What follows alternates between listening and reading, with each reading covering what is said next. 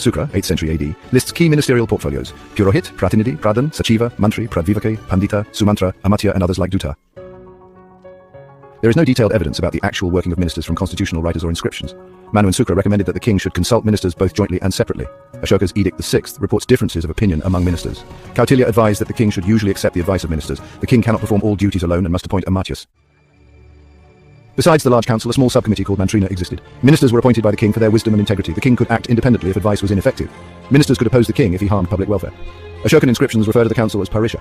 The governor of Taxila had a council in the 2nd century BCE. The Shunga crown prince Agnimitra in Malwa had a council. The Gupta crown prince also had a Mantriparishad.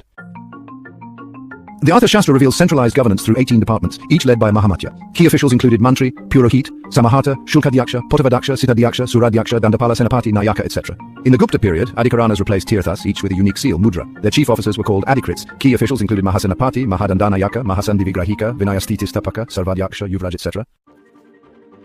The Narada Smriti describes a council of noble, truthful and impartial members skilled in scriptures and economics. Kumaramatyas managed provinces, districts, military and judiciary. Rashtrakuta administration. The Prime Minister, Mahamatya, was the most important official after the king. His position was symbolized by 5 insignia: flag, fan, white umbrella, conch and drum.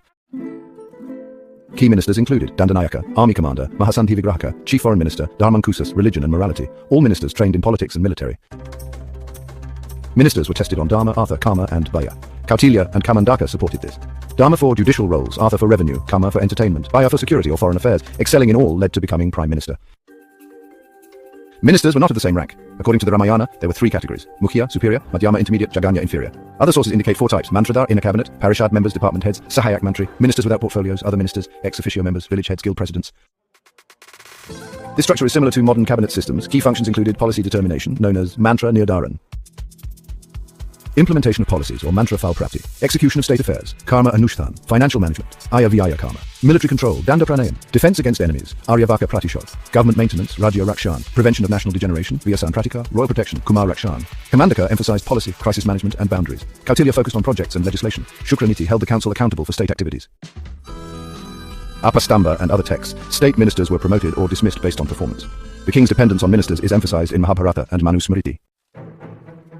Ashoka's donation block. Rudradaman funded public works personally. Scope and hereditary posts. The Mantriparishad organized administration, enunciated policies, managed economic growth, taxation and supported the king. Some ministerial posts became hereditary, like Prithvisena under Kumagupta I. Galu and Manoratha, Uchkalpa dynasty, 5 generations as ministers in the Chandelas, Shahamana ruler Visaladeva's son as prime minister.